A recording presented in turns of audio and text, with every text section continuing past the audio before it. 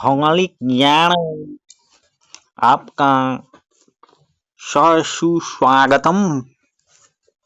हम लोग वन क्षेत्र के बारे में जानकारी प्राप्त कर रहे थे, तो अब उसी जानकारी को देखते हैं।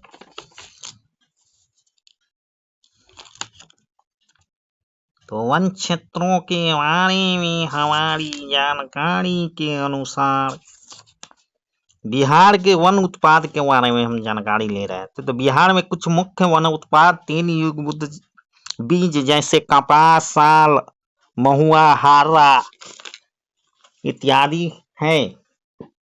साल एवं केंदु पत्ता, गोंद, तानीन, जड़ी बूटी, लाख या लाह, यह कुसुम एवं पलाश वृक्षों पर लाख के कीड़ों का पालन करके इसका उत्पादन किया जाता है, लाह का। इसका अधिकतर उत्पाद अब झारखंड में चला गया है, परंतु दक्षिणी बिहार के झारखंड सीमा से सटे वनों में यह अभी उपलब्ध है। बांस, तसर, यह भागलपुर के वन उत्पाद उपवन में पाए जाने वाला अर्जुन के पत्तों पर पलने वाला रेशम के कीड़ों से मिलता है, तथा सवाई घास जो साहेबगंज एवं भागलपुर में प्रचुर मात्रा में उपलब्ध है।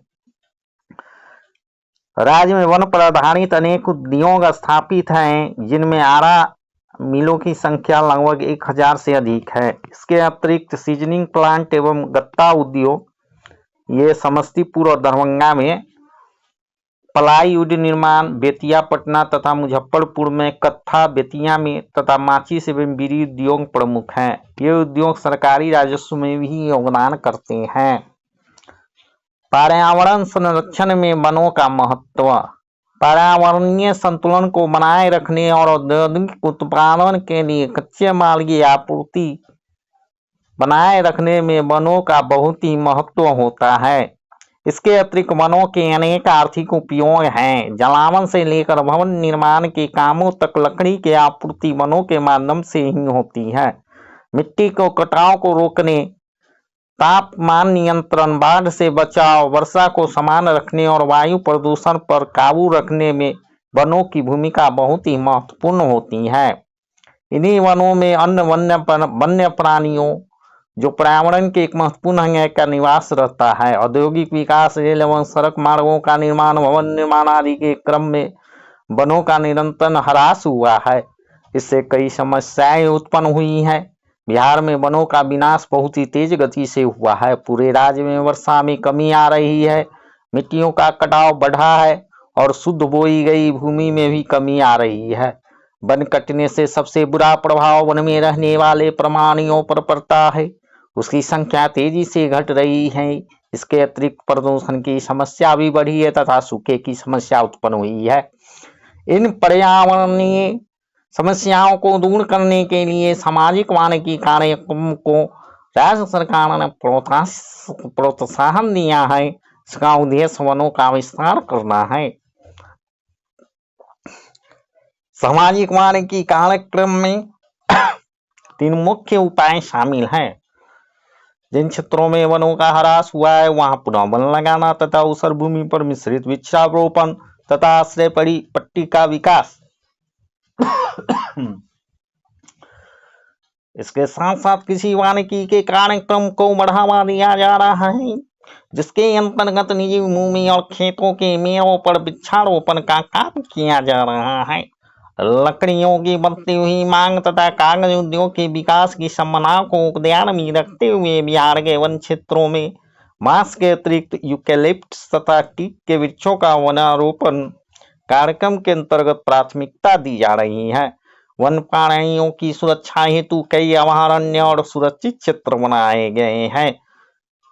तो हम वन्य जीव अभयारण्य के कुछ देखते हैं। बिहार के वनों में शेर, हाथी, लंगूर, वर्किंग हिरन, बाघ, भालू, तेंदुआ, नीलगाय और सांबर जैसे वन्य जीव पाए जाते हैं। यह प्रदेश प्राकृतिक दृष्टि से बेहद समृद्ध है। यहाँ कई उद्यान और अभयारण्य भी हैं। मुंगेर जिले में स्थित अभयारण्य की स्थापना सन 1976 में भीमबाद वन जीव अभयारण्य की गई थी। इस अभयारण्य में तेंदुआ, सांबर, जंगली सुअर, भालू, बंदर, लंगूर, भेड़िया, नीलगाय, मगरमच्छ, मोर, सांप जैसे जीव पाए जाते हैं। यह लगभग 631 वर्ग किलोमीटर क्षेत्र में फैला हुआ है। उसी तरह गौतम बुद्ध वन्यजीव अभयारण्य की स्थापना सन 1976 में गया में की गई थी। यह 25.3 वर्ग किमी क्षेत्र में फैला है और इसमें चीता, तेंदुआ, सांबर, हिरण और चीतल पाए जाते हैं।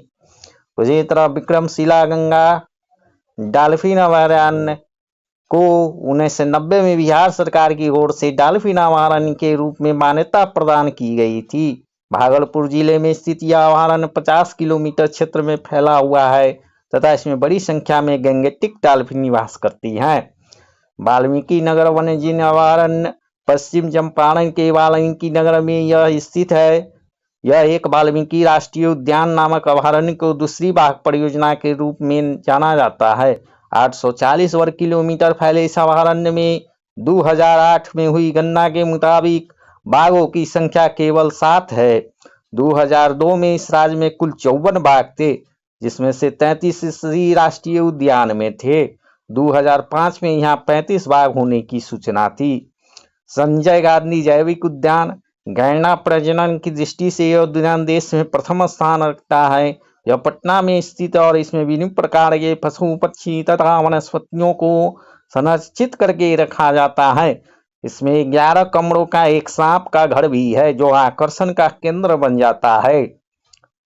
उसी तरह परमान डॉल्फिन अभयारण्य अररिया में स्थित अभयारण्य की खोज सन 1995 ईस्वी में सूदन सहाय नामक व्यक्ति ने की थी। परमान नदी के ऊपरी भाग में 15 डॉल्फिन मछलियां पाई गई थी।